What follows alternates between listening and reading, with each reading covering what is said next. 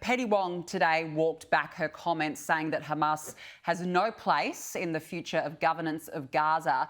Does that give you confidence that Australia won't alter or change its policy when it comes to this war and Israel's right to defend itself?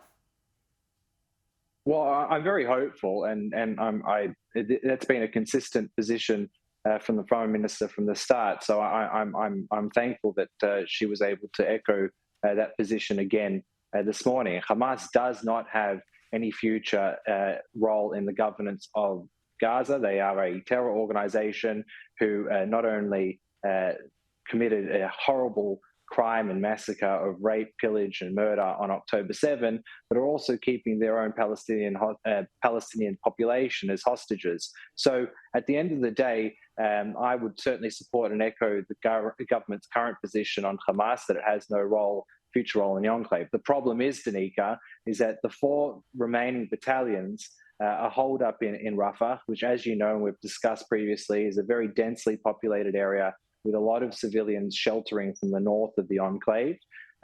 So Israel is, there is a request from the international community, specifically for the Americans, to draw up plans as to how to provide safeguards for that population or other alternatives to a mass operation that has been predicted. So I think that those things will be sorted out over the coming weeks. And even though the relationship between, say, the United States, Israel and its allies, including Australia, has been strained over this recent mistake that's happened over the past couple of days, I do have confidence that things will get back on track over the next couple of days and weeks. Joe Biden has again pushed for a Gaza ceasefire in a call with Benjamin Netanyahu this morning and says that US support depends on protecting civilians.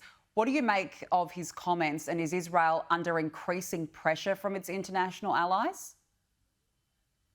So I think that the answer to that question is yes, but I think that Israel is responding positively to that pressure. So just over the last couple of hours, there's been an announcement that Israel is going to allow more aid in through 2 locations. Firstly, they're going to activate the Ashdod port to allow aid to go into the north of Gaza, but also, very importantly, they're going to open up the Erez crossing, which is in the north of the Gaza Strip. Now, I've been to the Erez crossing. It's usually a passenger terminal that allowed the tens of thousands of Gazans to come in and work into Israel every day, but it can facilitate aid deliveries. The issue is, Danica, and it's important for your viewers to understand, that Erez crossing was partially, if not quite badly, destroyed in the initial attack on October 7, and a number of Israelis lost their lives at that place. So whilst the international community can place pressure on Israel to do certain things, I think that the context of doing things, specifically with opening up Erez crossing, which was a scene of a horrific attack on October 7,